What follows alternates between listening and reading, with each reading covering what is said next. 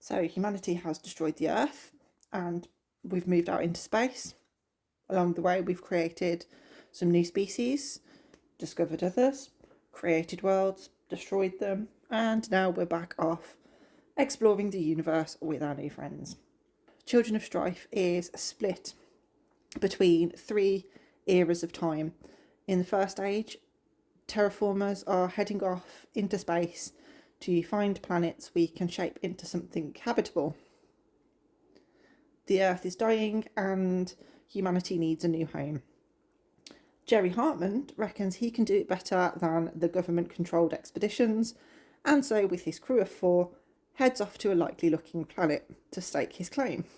When events back on Earth cause all functions aboard their ship, the Pancreator, to fail, they are left with only their pantheon of 5. Surprisingly, humanity has dredged itself from the depths, scraped itself back together, and the Second Age sees us humans, millennia later, in the midst of another crisis. Seems like we never learn from our mistakes, and the Earth is dying again. Cue a second mass exodus from the planet aboard great arc ships, heading out to those planets, we hope, the terraformers of old went ahead and prepared for us.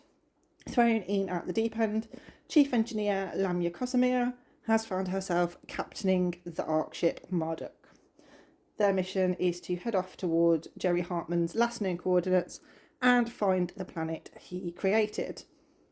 But they might not be prepared for what they actually find. We then rejoin the Third Age aboard the research ship Dissenter with some familiar faces.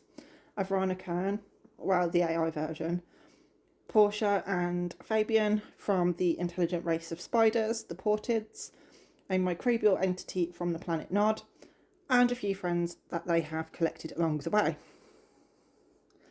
Alice, human with a capital H, and Cato, the giant mantis shrimp.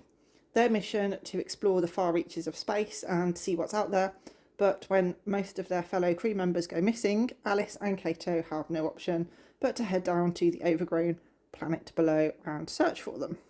So I didn't think that Children of Memory could be topped as my favourite book in this series. I know it's a controversial opinion, so it would seem, but Adrian Tchaikovsky has outdone himself with this absolute epic beast of a novel. All 3 ages that we venture through give us something completely different story-wise, but they are wound together flawlessly to create this absolute masterpiece. This one has introduced me to my favourite character of the whole series, Cato the giant stomatopod, who punches first and asks questions, well, never. He communicates exclusively in these haiku blunt statements, which come across as pretty hilarious, especially when Kern is attempting to be diplomatic or delicate, and his take on the situation is essentially the shrimp version of Hulk smash.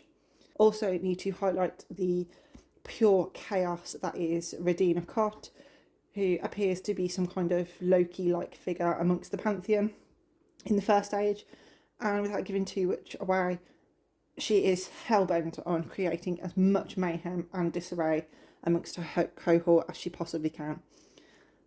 On a deeper level, this novel is an allegory for the obscene imbalance of wealth and the extreme egotism of those who are perceived to hold all the power that we see in our actual real world.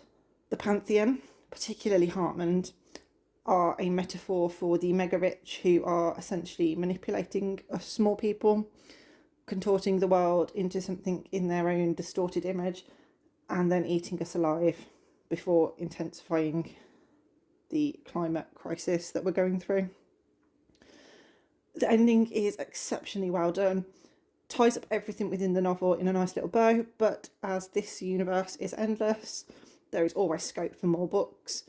Incredibly satisfying continuation of the Children of Time universe, and I really hope we get some more of Cato in the future.